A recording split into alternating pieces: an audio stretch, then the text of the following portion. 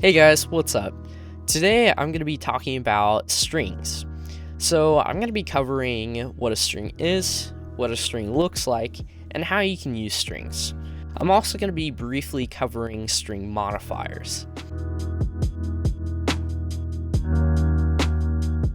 Okay, so first of all, what is a string?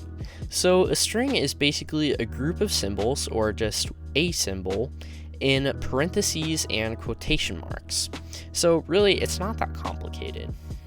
So I'm going to open up my Visual Studios and I'm going to show you guys what a basic string looks like. Okay, so if I just write two parentheses and put something in it, it's not going to come out as just hi. So I'll show you guys.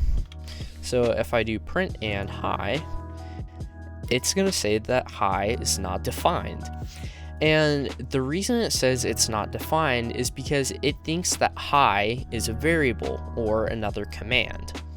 So in order to tell the program not to mess with hi, all we have to do is add quotation marks. There we go. So now when we print out hi, it'll actually come out as hi. Okay, so that's what a basic string looks like. And besides printing a string out, there are lots of other ways to use strings. So I'm going to show you guys one of them. So another way we can use strings is by turning the string into a variable. So now I have x is equal to the string hi. So if I wanted to go and print out x, there we go. And the reason I don't have quotation marks now is because x is actually a command because it's a variable. So when I print out x, there we go. It is going to now print out hi because it's saying print out x, but since x is a variable, it's going to print out what the variable is equal to. So if that doesn't make sense, I'm going to be explaining variables more in another video, but all that you need to know for this video is some very basic uses for strings.